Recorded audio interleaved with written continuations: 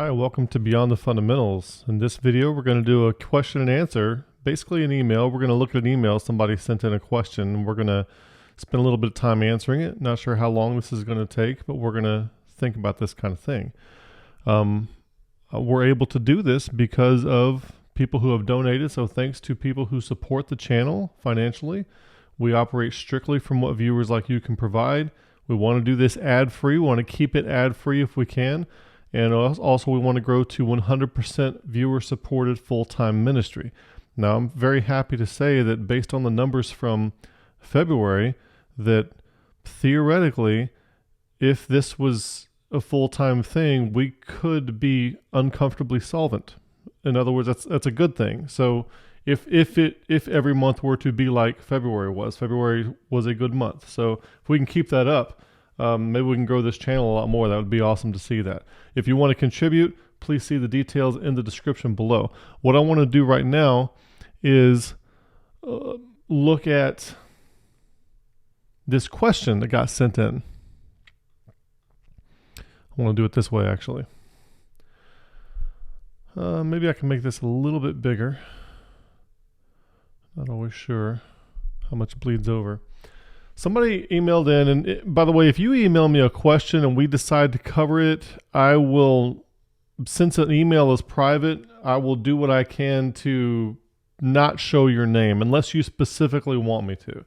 So this is going to be completely anonymous unless somebody wants me to share their name. So if you send me an email or a private message and I make a video out of it, I will not use your name. So feel free to send in your questions.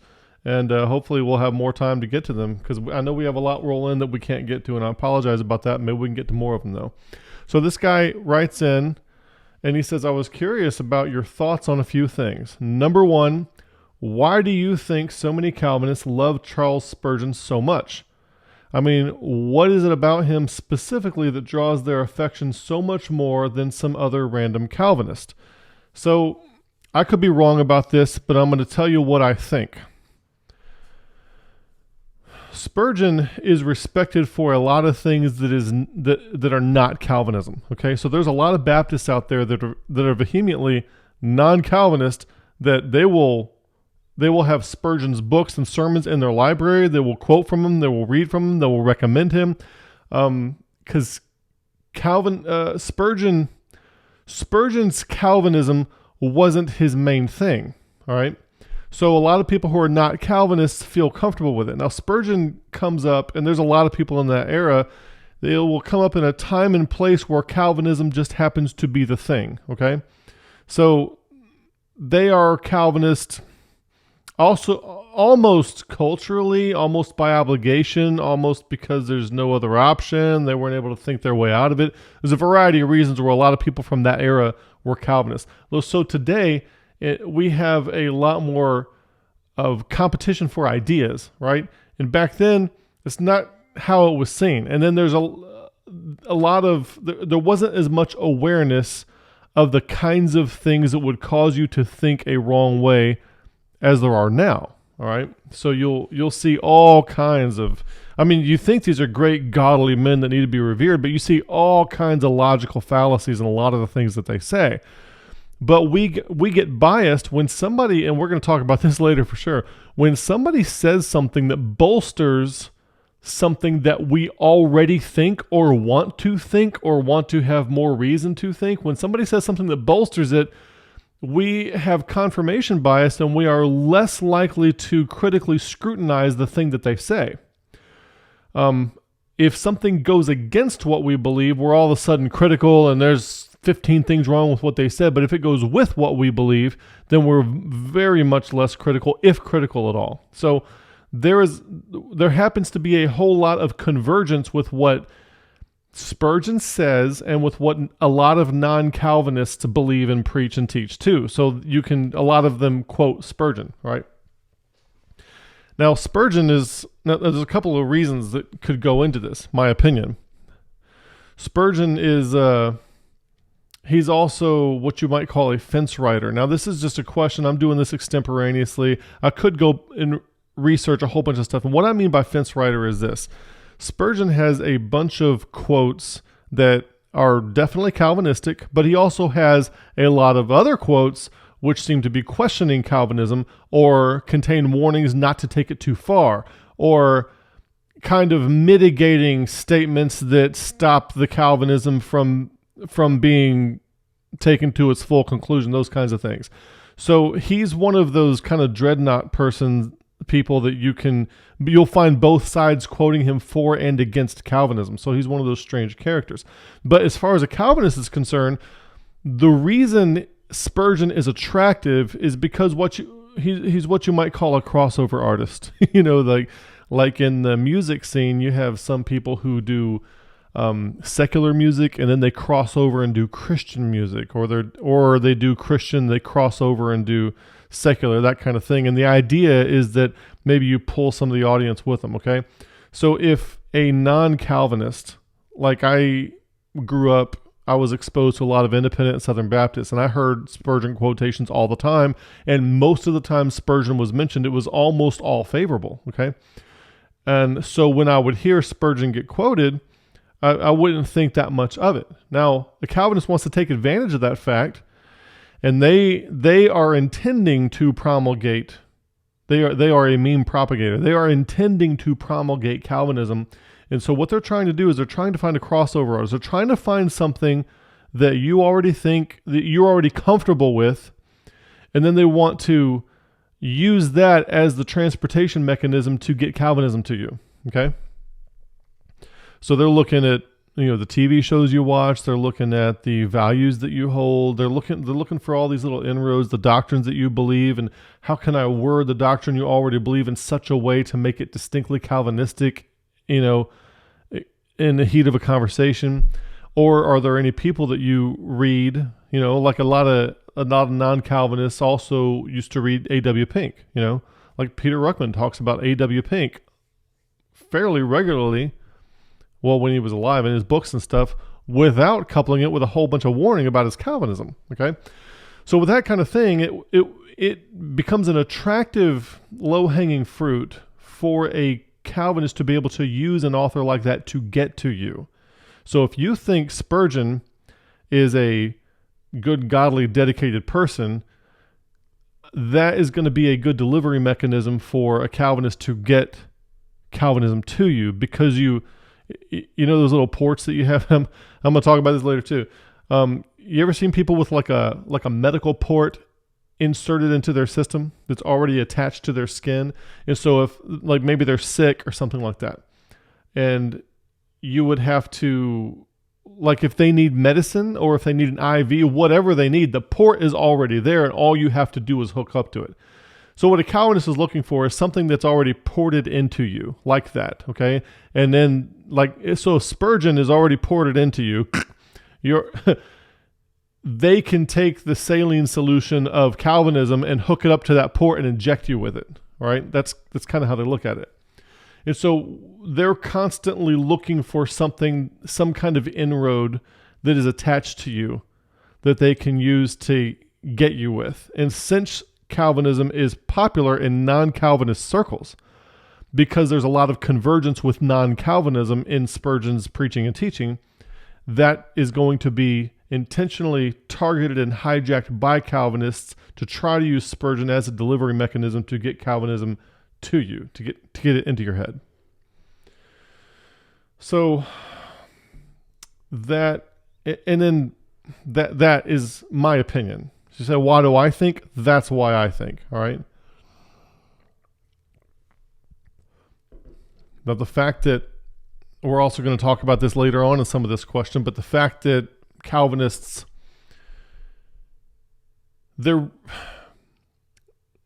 esteem everything but Scripture, okay? So there's the people that you respect, the things, the stuff. In our previous videos, we talked about the afarth, anything that you're attached to, anything you have an emotional attachment to. It could be a paradigm, could be a physical thing, could be a school of thought, a particular denomination, a church, someone like Charles Spurgeon, anything that you esteem.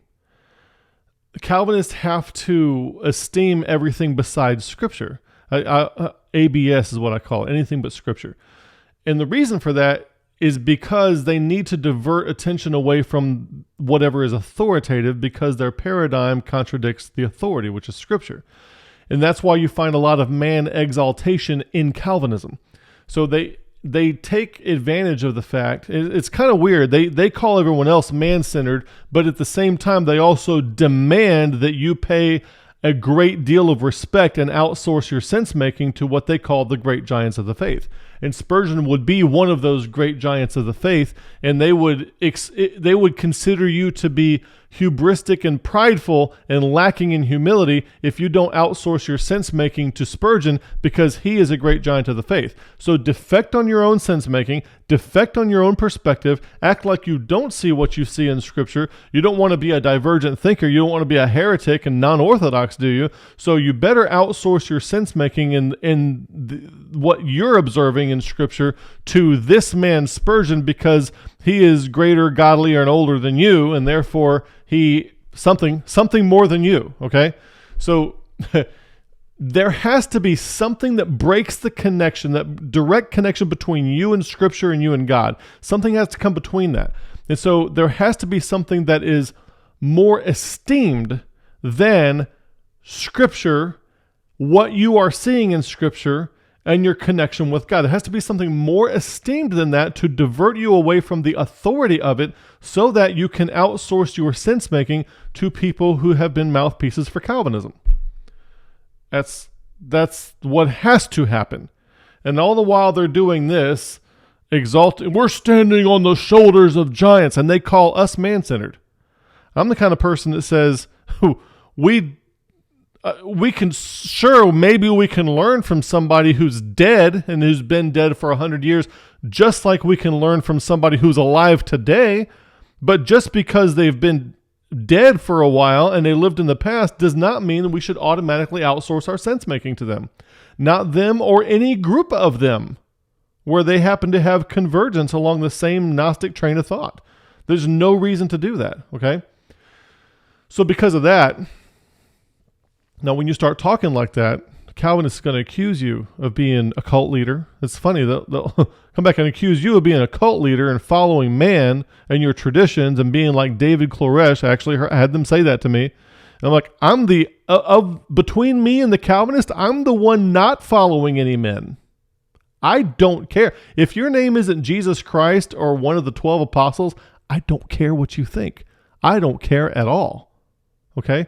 Now, maybe if you are earnest and you come and you want to participate in distributed cognition, maybe then I'll care. But if you just write some stuff down, maybe it's good, maybe it's not. I don't have any respect of persons. I don't care who you are. I don't care how long you studied the Bible. I don't care about any of that. I will evaluate what you have to say. And if it is any good, if I look at the process that you use to get your conclusion and it's a good process, I will consider it. If there's not a good process and or the conclusion is bad, I don't have to consider what you say. And I don't care how old you are. I don't care if you've been dead for 3 million years. I don't care if you've been dead for 400 years. I don't care. I don't care at all. I don't care if you were a church council. I don't care if a church council said it. I don't care if there were 100 of you. I don't care. Okay? And we're the ones exalting men. No, we are not respecters of persons. We will evaluate every idea based on the merits of that idea by itself as if it came from a 3-year-old or a Hindu. It doesn't matter where it came from. It's either true or it isn't. It's either based on a good process or it isn't. Okay? The name of the person or the reputation of the person from whom it came does not matter. Nor does it matter for the quantity of people from who it came. If it came from 100 of them and they all convened in a council, it does not matter. The thing that they all agreed on is either true or not true. It's either based on a good process to divulge conclusions or not, and it doesn't matter who they are. It's either good or it's not. So once you can ascertain whether or not information is good completely independently of who that person was or how good and godly they were or when they lived. It absolutely doesn't matter whatsoever. So anybody who tries to talk as if it does matter is trying to pull you away from that which you consider to be authoritative so that they can supplant something that contradicts the authority without you catching it. All right, I think we can go on to question number 2 here. This question, he said, this is all him. Whatever you see here, if it's misspelled or anything like that, it did not come from me, so it's probably spelled better than what I put on the slides, okay? But this is a direct copy and paste straight from an email, okay? This is not my information, not my slide. This is straight from one of our listeners who sent me an email, okay? This question may be somewhat shifty sounding. He missed a hyphen there. But please bear with me. Now, this is the kind of thing you need to do with the Rule Omega. People need to be able to say shifty sounding things without worried about being canceled or ostracized or stigmatized or anything like that. Or you're not orthodox. Where did you get that from? You ought to be able to say what you're thinking. Okay. He says, I listened to a podcast called Cultish, as I have an interest in what different cults teach and how people fall into them. Now, this is interesting. Now, here's what he says. This podcast comes from a Calvinist church organization called Apologia Studios. The pastor of the show's host is Jeff Durbin. All right, now we know Apologia Studios and we know Jeff Durbin. And he's listening to a podcast called Cultish because he has an interest in what different cults teach and how people fall into them. Now, here's what they do. This is a technique that Calvinists use, and I will admit that this actually is a technique that I used to use without realizing it, okay?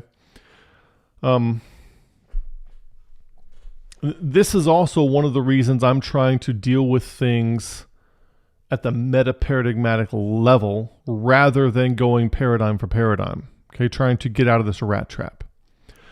So if I had an independent Baptist background for a while, so I could point out the errors in Calvinism or in Jehovah's Witness or Mormons or any of the denominations that are not considered heretical, like the Methodists or the Episcopals or the Presbyterians. You can point out errors in all these things. And when you point out errors, it causes people to assume at a non-conscious level that you have answers. That if you're pointing out errors, then you must have some idea of what correct is or what right looks like. And that's the issue. Like I think that Netflix movie called American Gospel. They're pointing out all these errors, well as other things, but they don't ever come out and tell you exactly what they're for. Now, if you know the names and you see the people, you know that these guys are Calvinists, but they're not coming out and promoting Calvinism.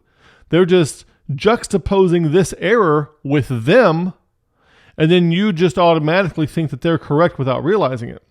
So this is a sly, what you might call persuasion evangelism technique. And I'm using evangelism, not Christians reaching the lost, but a particular denomination claiming to be Christian trying to get other professing Christians to consider them to be authoritative, okay? Evangelize people to their denomination, to their paradigm, okay?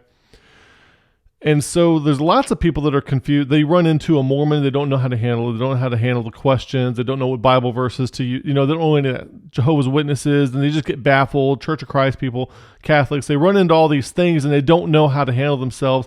And then so they go for a little search and then they find this ministry that is addressing all these different errors. And while they're doing that, they find something like this podcast called Cultish. And they think they can get answers there. Now, their goal, they're just trying, my coworker's a Mormon. I got to find out how to deal with them. My coworker's a Jehovah's Witness. My cousin is a Catholic, something like that. But that gets them listening here. And then what they're going to hear is a bunch of this Reformed theology mixed in with it. And it's going to seep in. They're not even going to know. Then they don't know what they're being drawn to. You see? They know the problem they're trying to be fixed from, but they don't know what they're being pulled to. And that's the deception of it. All right? That's the deception of it.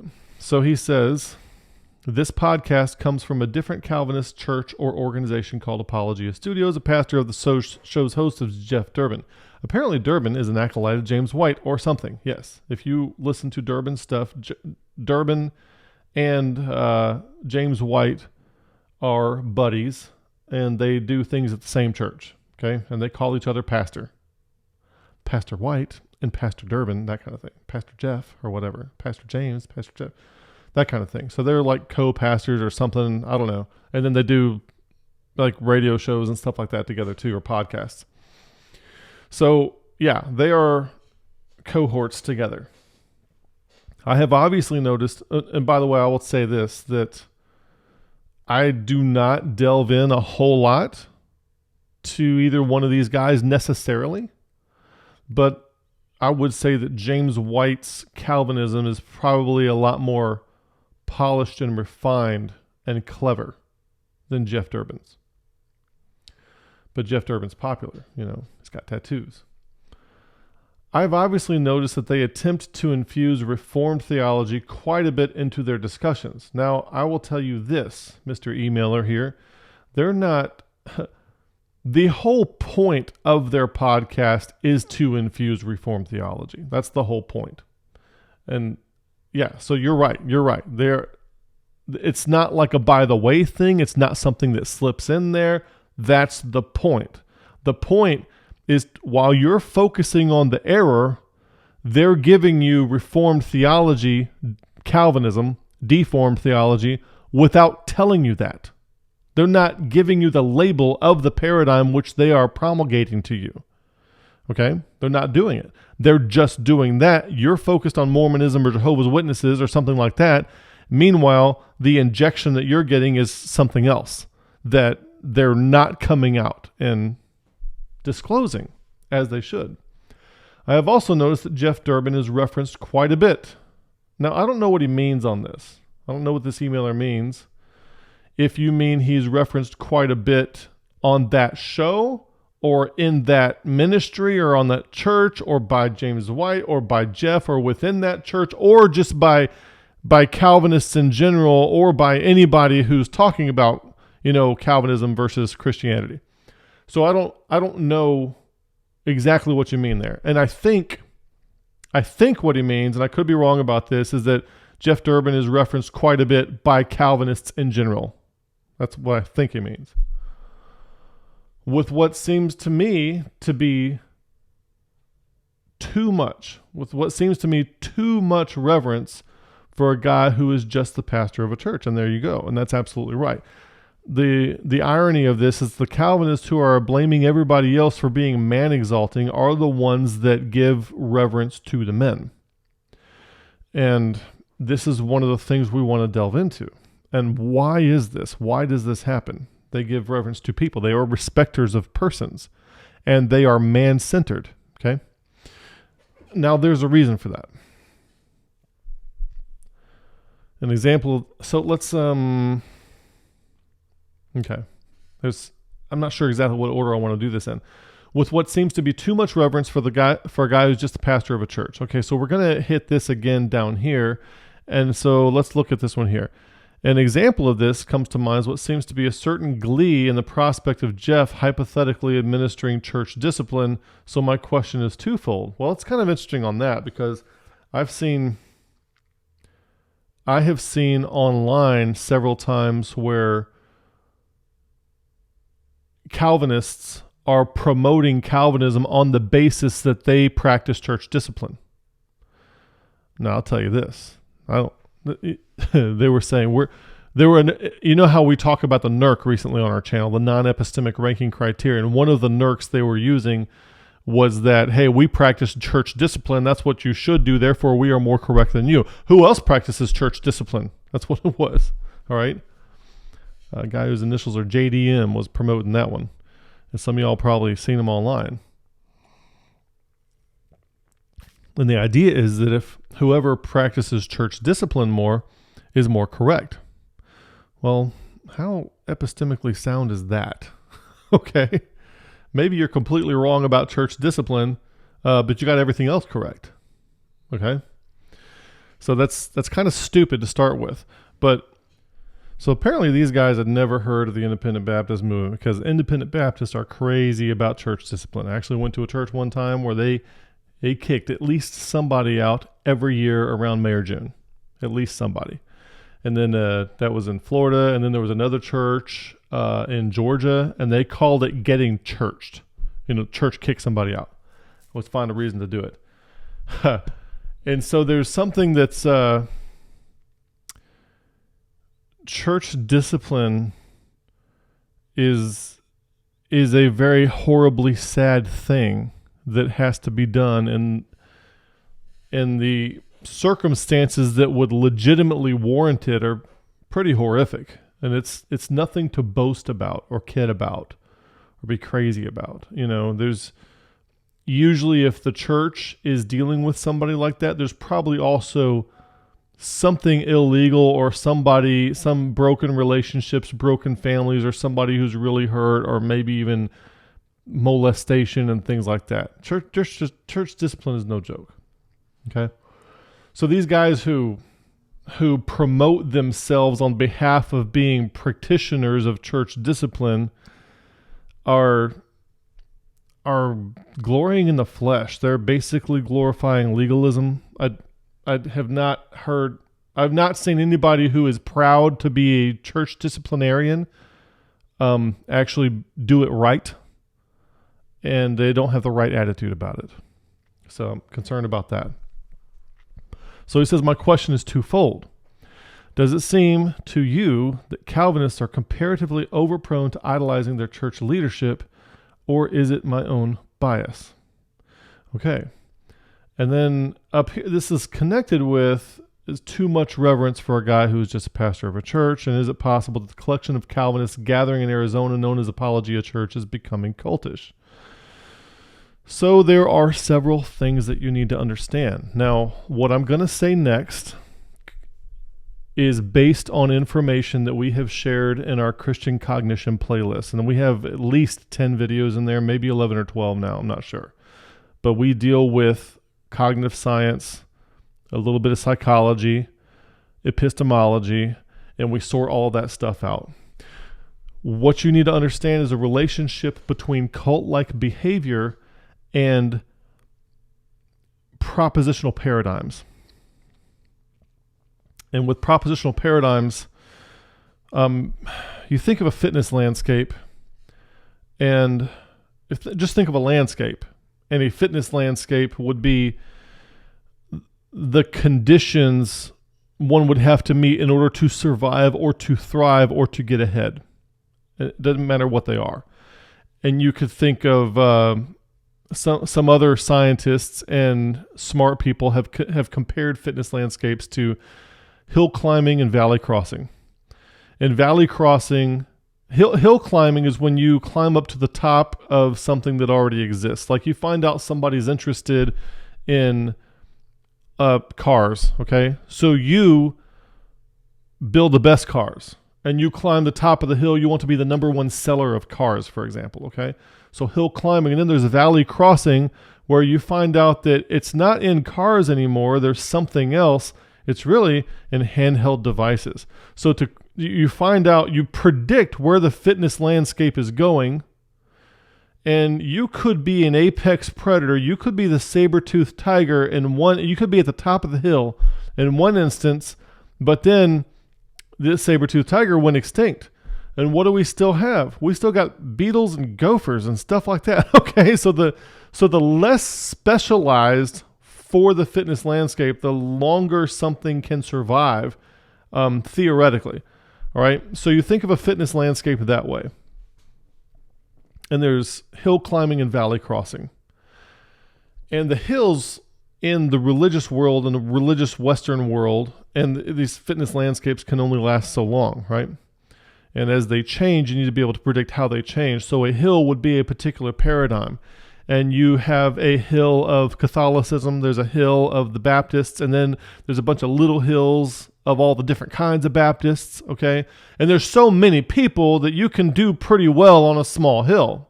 And you can climb to the top of a big hill, or you can be halfway up a big hill. Maybe you're in the Catholic paradigm. And you're not the Pope, but you're a cardinal. Or you're not the cardinal, but you're a archbishop. Or you're not the archbishop, but you're a bishop. Or you're not the bishop, but you're a priest, you see? Or or you just be happy to be part of the in group. I'm a Catholic in good standing, and they serve me communion, so I can go to heaven. So you're part of an in group to start with, or you can climb the hill and move your way up to the top of it. And so within propositional paradigms, the valley that needs to be crossed is to move away from propositional paradigms as the basis of an in group and move toward procedurally based in groups, procedurally regulated in groups rather than propositionally regulated in groups. Right now, your churches and stuff like that are based on like Apologia Studio or Apologia Church or whatever they are. They probably let people join the church based on acceptance of the set of propositions they consider to be true. There are no questions asked about what process led to why you think those propositions are true. Just affirmation of them grants you in. Now the problem is there is no look at the process. So the hill climbing right now is paradigmatic hill climbing. And think about what does a paradigm have to offer? So think of hill climbing like in cars. Say one of the hills is cars. I want to be the best car seller. Another hill is solar panels. Another hill is something in the entertainment industry. Okay, so there's different hills you can be on. There's different hills you can climb, or you can cross a valley, go to another hill. And there could be a certain landscape change to where some hills aren't going to last as long. So you could be at the top of a dwindling hill that's going away. All right. You could be at the top of the truck driving hill. And then when the self-driving trucks come along, now you're at the top of a very small hill. Now your position at the top is essentially meaningless. So you should have crossed the valley to another hill before dying on that one. Okay. So there is a propositional pair. So what does a car do? A car provides a good and a service that it's a status symbol. It takes you from point A to point B, provides a certain level of comfort and freedom, those kinds of things. What does a paradigm do for you?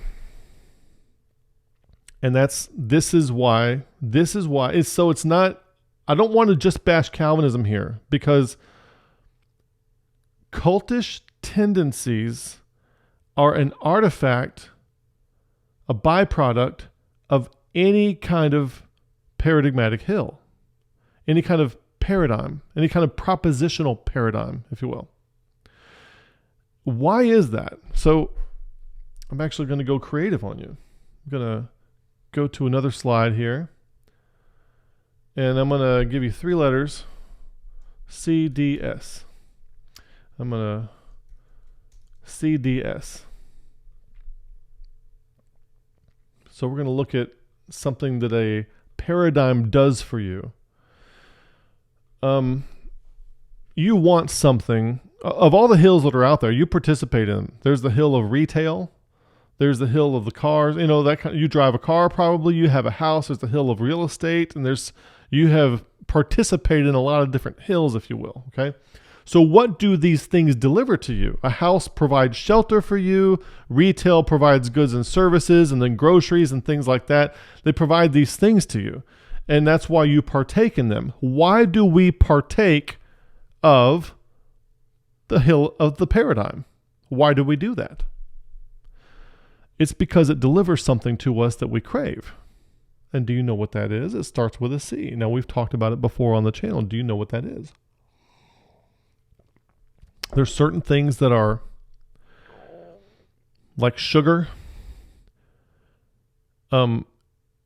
Sugar, television shows, not all television shows, but very many of them are hypernormal stimuli.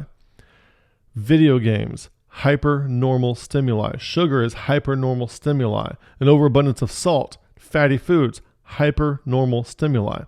What does hypernormal mean? When you think about what is needed in order to survive, okay? You need a certain amount of calories and things like that. In most of our society, like just in the 1800s, sugar was worth more than gold, okay? So it's not like you can get it everywhere. Well, now you can get it everywhere. So it's abundant, it's everywhere. Well, when sugar was hard to come by, sugar has a high caloric density, okay? So if you are constantly either chasing the buffalo or running or running from the lion in a non-industrial, society isn't civilized as like ours is now, which was most of humanity, okay, regardless of what time scale you use, then something that is calorically dense would be very advantageous to you.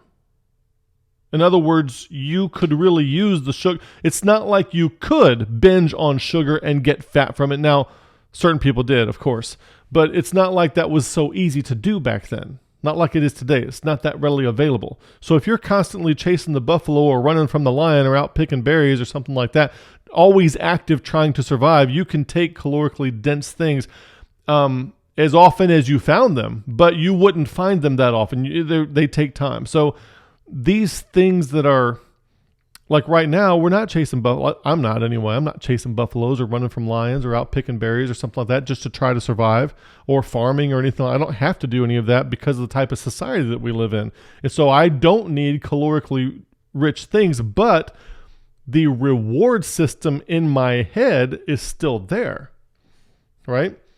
So to incentivize a person in that scenario where most of mankind has been to take the sugar or something sweet and put it in his mouth to get the calories from it, that is good in most situations, but not so much our situation, okay? So if you put something sweet in your mouth, the reward circuitry, your dopamine hit, is immediate, and it's now, and it's fast, and it feels good. It's nice. You put that candy bar in your mouth, the chocolate, the soda, feels good immediately, but then later you feel like garbage. Now, there is also a reward circuitry associated with trying to be fit, eating right, eating lean meats and fruits and vegetables. But that reward circuitry is delayed, okay? So we're looking at like immediate reward circuitry. Americans, especially with our problem with obesity, we have been conditioned to consume hypernormal stimuli for immediate reward circuitry benefits, right? So playing video games, we're watching like movies that are jam-packed full of things you could not possibly do in your everyday life, full of action and killing and sex and all kinds of things that is hypernormal based on how you would typically live a normal, sustainable life. And that's how you determine what is hypernormal, what is sustainable and healthful for you. Sugar, fatty foods, that kind of thing. So McDonald's is a sugar and fatty, salty food delivery system, right? What is a paradigm? A paradigm is a certainty delivery system. A certainty delivery system. And we could call that our CDS. I've been around people who are diabetic and they constantly wear something attached to their skin that injects insulin into them when they need it. You know, they check their blood sugar, and when they're low on blood sugar, or when their blood sugar is too high, it injects insulin, that kind of thing. So your paradigm is something that injects certainty into you, and you crave certainty the same way that you crave sugar, salts, fatty foods, hypernormal stimuli, video games, TV shows, pornography, all the things, cigarettes, alcohol, those things that you crave that are hypernormal stimuli, they're not sustainable to do a lot of for a long time. You crave those things. And whoever can promise to deliver that to you, because we are prone to do things for short-term reward, they're going to make more money. So McDonald's they're still growing like crazy, over how many billion served, right? It's a horrible thing to do to yourself, but it makes money. So a paradigm, in order for a paradigm to survive and thrive and do well, it has to promise and deliver certainty to you. Anybody who's interested in sound epistemology and who's trying to do first principles thinking, they're going to set aside all the sense making. They're going to consider, but not blindly follow, all the sense making that all the other people have done before them. They're going to consider it, but they're not going to consider it as gospel truth. They're going to consider it as a possible input for them to help. Maybe it'll help me make sense. Maybe it won't. I'm still going to observe I'm still going to look at the process they followed, try to determine what process they followed, repeat that process, and see if that kind of conclusion or result is a conclusion worth having, if it's commensurate with the level of truth that I'm trying to find. All right? Now, what you find when you do that is that if you're serious about first principles thinking, you will, over time, become more and more comfortable with uncertainty. And you realize that you have to be in uncertainty, and you start assigning confidence margins to things rather than going from 0 to completely certain in 3 seconds or whatever. Paradigmatic thinking is not first principles thinking. And you could get somebody that is very paradigmatically adept. And James White, for example, is a great example of somebody who is an excellently clever paradigmatic thinker. He cannot do first principles thinking, okay? He is not comfortable with uncertainty, and so he can't operate in that arena. He is a very good and adept meme complex propagator, but he is not somebody who could earnestly endeavor to try to find raw truth given information he hasn't studied before, with no paradigm to follow that came before him. That kind of person has to have something to replicate, something that is delivered to him, and then he can build on top of that. He cannot do first principles thinking, and Calvinists can't. Most people can't. They need to be trained to do it. Now, does he have the capacity to do it? Does he have the physiological capacity to do it? Sure he does. But as a Calvinist, as a paradigmatically entrapped person, you can't do that. It doesn't matter what the paradigm is. And it could be independent Baptist paradigm that's non-Calvinist, from which I came, had this exact same problem. So this is not unique to Calvinism, right? So if the paradigm is a certainty delivery system, it's going to attract people who are uncomfortable with certainty, and this paradigm promises certainty. We have all the answers, you see. And the Mormons and the Jehovah's Witnesses and the Catholics and the Baptists, they're all doing the same thing. And they're promising certainty. Well, we have the answers. You don't have the answers.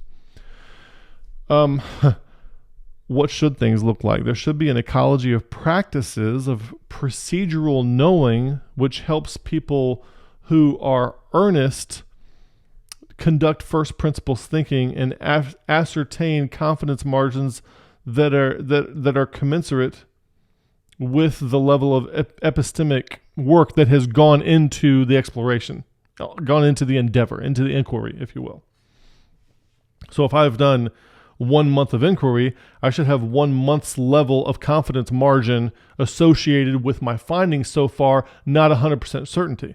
And the way we do things is we have 100% certainty, and then we have to double down on that. Now, once somebody comes into the paradigm, okay, they come into the church, here's all the things that we believe, and you have to affirm them with 100% certainty. Okay, so now nobody likes to have buyer's remorse. You like to have satisfaction. You like to have customer satisfaction. So one of the things that a paradigm does, and the people who rise to the top of it, are the people who can deliver the opposite of buyer's remorse the most effectively to the adherents of the paradigm. So what do you mean by that? Well, when you go buy a vehicle, say you go buy XYZ vehicle, and you're not so sure about your purchase. Maybe it was impulsive, maybe you didn't get a good deal, but then you see a commercial that says, hey, XYZ vehicle has been rated by SD Power and Associates to be the safest vehicle in its class for the last 3 years running. Okay? Now, you didn't know that when you bought it, but then you're like, you talk to your spouse, hey, babe, did you see that? I knew I made a right decision. Well, you didn't know that when you made that decision. But you feel better now, you see. Now you feel more certain like that decision was good.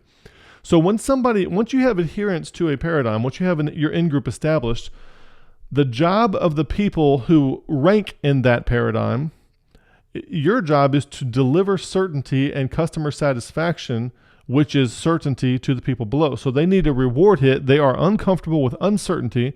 They are comfortable with certainty. So your job is to deliver certainty to them. So that's what you do.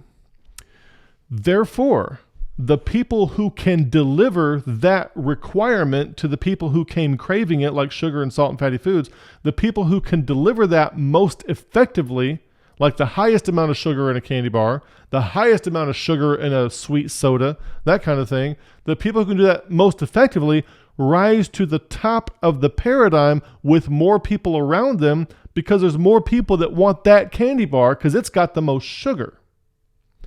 So to go back to this question, yes, absolutely. Any paradigm is going to attract people around a hierarchical system that elevates the people who can deliver the certainty the best.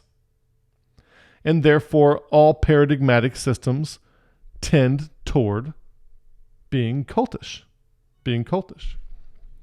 Now, think about what the word cult means. The dictionary definition of cult, when we think of cult, we think of something bad, right? Because you're thinking of specific cults, like the Mormons or Jehovah's Witnesses or anything. But the dictionary definition of a cult is any group of people who share beliefs on a particular thing. That's the only definition. So technically, every denomination is a cult. Technically, every denomination is a cult. Okay? So that's denotative, but the connotative use of our word cult really centers around a few things. And within Christianity, we're looking for things that stray too far from what is generally accepted. And typically, if somebody has something wrong about Christ, that's considered to be a cult. Like Mormons say he's a created being who's the brother of Michael the Archangel, or is Michael the Archangel, that kind of stuff. Jehovah's Witnesses have something similar. So they have some weird Christology. The Calvinists say they have a Christ that did not die for everyone, that did not give himself a ransom for all, that did not die for all, that did not taste death for every man, who was not the propitiation for the sins of the whole world, who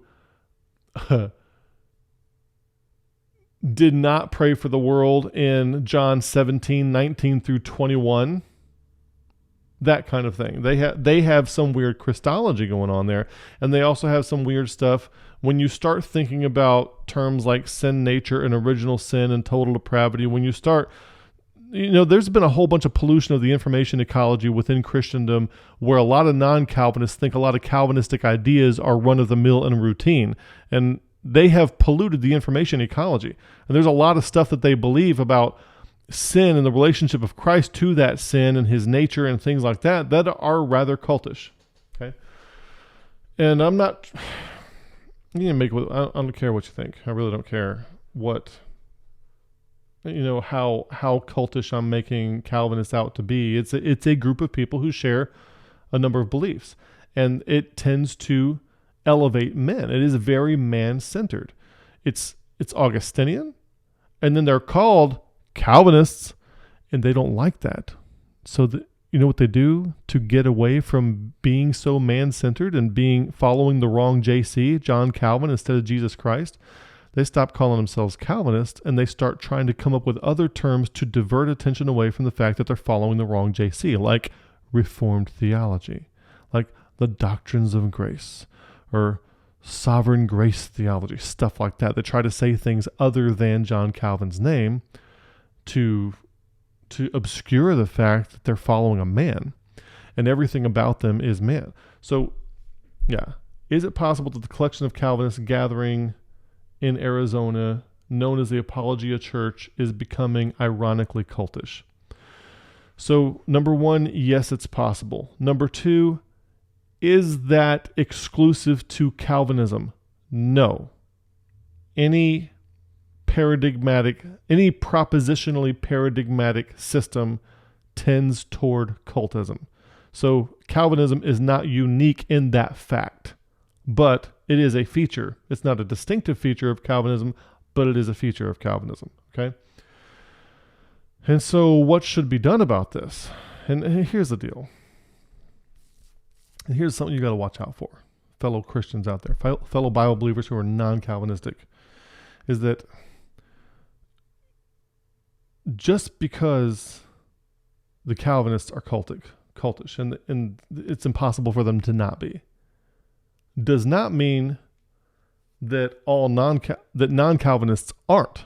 Okay? See, we have our own little paradigms, propositional paradigms that deliver certainty as well. And we crave certainty just like anybody else. And just because we know Calvinism's wrong or are convinced Calvinism's wrong, even at the propositional level, without going deeper, does not mean that you are following any more sound processes than they are. Okay? It could be that you're just part of a different in group. It could be that your processes for coming to your conclusions are just as off as theirs are. Okay? So just because something negative sounding can be attributed to the Calvinist paradigm doesn't mean that we are immune from it. Because we're not. We're absolutely not. So you don't want to, that's why, like on this channel, that's why I wanted to get below the propositional level so that it's not a tit for tat, us versus them thing. The problem with all this is not Calvinism. The problem is propositional paradigms, paradigmatic thinking, being beholden to a paradigm. I think there's somebody's probably out there playing drinking games with every time I say the word paradigm, which is why I'm saying it so much. I think that was happening when I was talking to Warren McGrew. Somebody's playing a drinking game, and they're trying to make fun of us using that word because they try to stigmatize everybody who disagrees with them, try to change the language of the other people. But the problem is paradigmatic thinking. And Calvinism, really at the end of the day, Calvinism is just an artifact of flawed thinking to start with. It's an artifact of bad processes. Anybody who has bad sense-making processes, something like Calvinism is going to emerge like a big ugly wart somewhere, okay? And so Calvinism isn't the problem. Propositional paradigms is the problem. Calvinism is a symptom of that problem. That is why we have to consider all four types of knowing, not just propositional knowing. We have to go to the process side. And then we have to use distributed cognition. I heard something that really made me think the other day. Somebody was thinking of distributed cognition and the capacity to take part in delivering a way of doing things to the world that would improve the world, but at the same time would not leave your own name behind as somebody that helped cause the change. How would that make you feel? If you could change the world for the better and everybody is functioning better and doing things much more wonderfully now, and people aren't addicted to certainty, that sort of thing, and they're doing distributed cognition, and they're separating the signal from the noise, and they're transcending the ego, and they're really pursuing after Christ, and you had part in bringing that to pass, but your name is never associated with that change. That's really the level of humility that we need to be at. And we have to understand that as the right kind of changes happen, and I'll go ahead and say this out loud. I say this to my wife. But there are people on Wednesday night, on our Zoom sessions, who have taken some of the things that we've put out on our channel in Christian cognition, and they have applied them in a way that is, in my estimation, beyond what I could apply. And it's just amazing. Okay, so they're doing this thing, and I can't take credit for it. I'm just happy to be a part of it, though. So if it wasn't for them, there would be a lot of learning that isn't taking place. So the distributed cognition part is very important. The amount in distributed cognition, there will be a process instead of a person rising to the top of a propositional paradigm. There will be a process of handling information that will rise to the top of estimation of all people, but it won't be associated with a person because the process is independent of the person, because anybody can validate the process. Anybody can. And I'm going to go through a process and generate conclusions, and somebody else is going to come behind me and show where that's wrong, and they're going to do it better.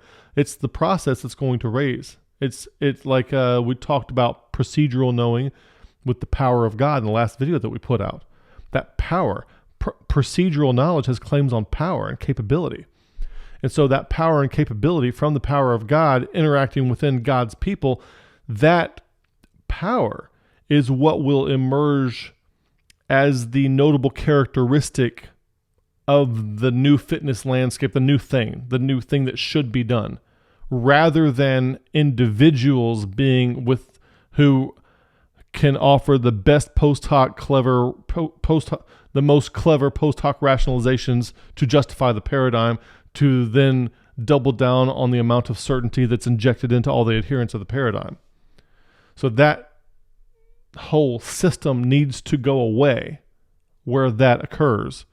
And we need to move toward distributed cognition where men aren't elevated, but we all grow into the head, Ephesians chapter 4, which is Christ, where Christ is the head, and every joint supplies edification. And it's not Paul versus Apollos. And some say I'm of Cephas, some say I'm of Apollos, some say I'm of Paul. Did those people die for you? No. Christ is crucified for you. Christ is the head.